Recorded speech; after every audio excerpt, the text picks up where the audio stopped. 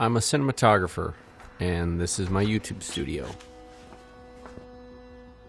Right now, I'm not thinking about the products I need to review, or lighting, or my next YouTube episode.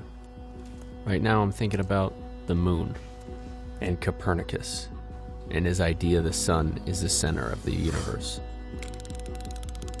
I'm thinking about geometry, how the radius of a circle is equal all the way around. And what if somebody built a tool based on this geometry? What would that look like? Would it be vibration free without a gimbal? What about on a long lens? What if you did time lapses? What would those look like? Oh, I know. What if this device could move really slow? What then? What happens if you sped it up? Ooh, what if it could move really fast? What would you do then? What happens if you take it outside? Is that even possible? What are the mechanics of that? I'm thinking about the next wave of content creators and how they will use this tool in ways I haven't imagined. The tech reviewers, the B-rollers, the slow-mo aficionado.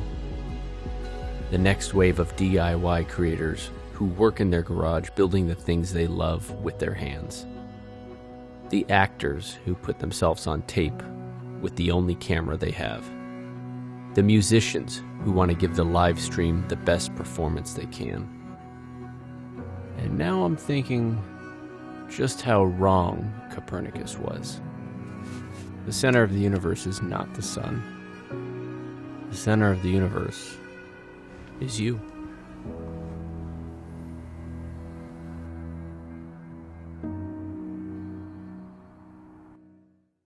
If you want it done right, you got to do it yourself. That's a proven motto for one incredibly innovative inventor and filmmaker who just wrote, directed, starred, and shot his own movie. We are talking about local actor turned artist Josh Yeo. Hi, Josh. Thanks for joining us. Hi, guys. Thank you. What an honor.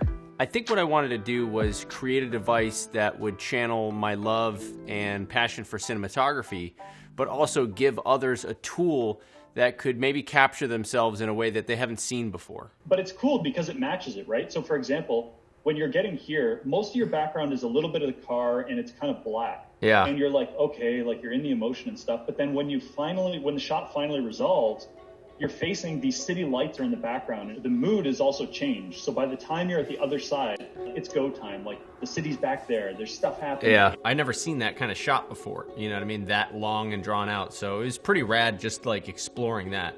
Okay, so let's just jump into the motor stuff. So like I think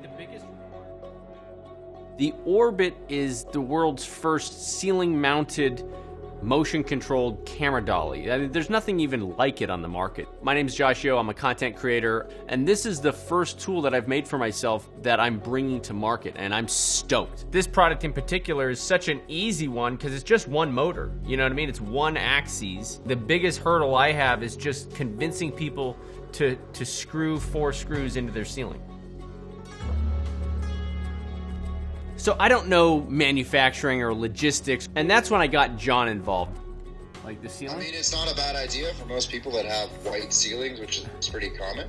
Right. The black one seems like it'd be more studio-based, right? So John Himes is my college best friend, and he's probably the most capable entrepreneur I've ever met. Currently, his experience is in making fitness equipment, #1 supplier of the world's largest vibrator.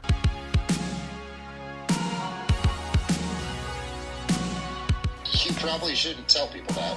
Fitness equipment. So the 3 biggest things that I wanted when I was coming up with this: arms that were articulating, they could rotate out and accommodate a variety of different scenarios and lenses.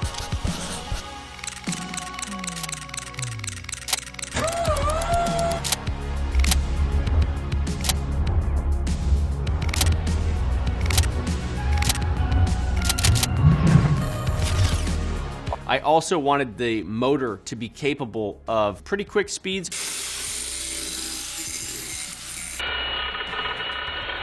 or very, very slow speeds.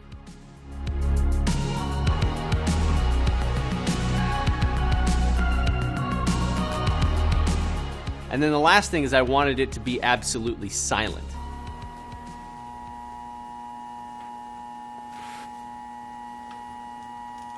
In 3 years, we've come a long way. The first prototype that I made was noisy, it was clunky. I cobbled it together with a repurposed time-lapse motor, but the shots were promising. It looked interesting, and there was it just cracked open a whole bunch of creativity on what I could use this for had I put a little bit more R&D into it.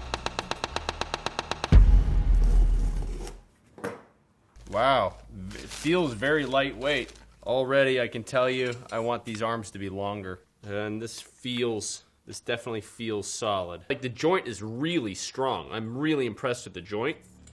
But I think these teeth need to be a little bit smaller. That's probably just do some CNC machining and use aluminum. Make them a little higher end, sturdier, better teeth engagement. So the first LED prototype that we have, the LEDs flicker. If we're gonna go better, we might as well find one with a better CRI. What's CRI? Color rendering index. Basically, the higher the number of the CRI, the more accurate it looks on skin tones. Right now, we're looking just a little bit yellow. Okay, I think we can figure that out.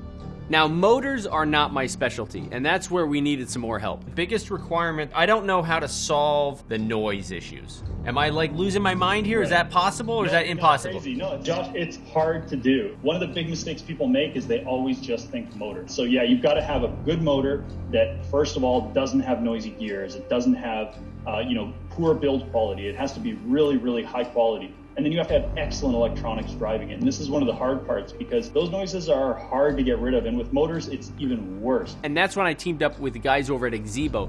Exebo are like the geniuses behind stealth motors. They have their own linear sliders that are super, super quiet. This could be a pretty good relationship for us, man. Like, I feel like we're missing pieces for each other. Right? We've had to make dead quiet drives. What do you guys call it? It's the stealth drive. That's what I want. Problem solved. Yeah, we can. Like, it's no joke. Like, we can add stealth drive to Orbit, no problem. 7, 6, 5, 3, 2,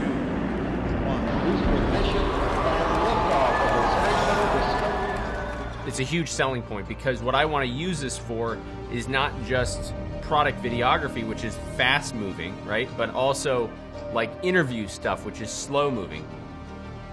What's genius about the Orbit is that it's so simple. It's basically a circle. That's all it's doing. It's making a perfect circle.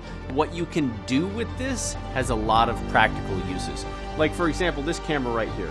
On a very slow moving speed, the perfect speed for interviews. So the background is moving nice and slow and fluttery. It just switched directions.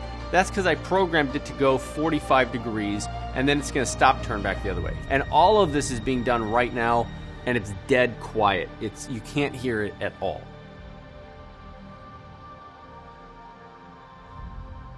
We are like 90% of the way there. I've teamed up with some incredibly smart people. We've done all the heavy lifting. We've done all the prototyping that we can possibly do. And now we are that one model away from the production model, the one that we do it right and we clean it up and we link the app. We don't have an app and we don't have molds made, but all the other hard stuff has been figured out. This as a tool excites me because it puts more autonomy into the individuals. So now you're only limited by your own creativity. I understand this is an expensive piece of kit and I don't have a track record of making anything yet. So it's like you're investing in something. This is like a real honest to God Kickstarter. It has me really excited and I'm also a little terrified. I don't want to let you guys down.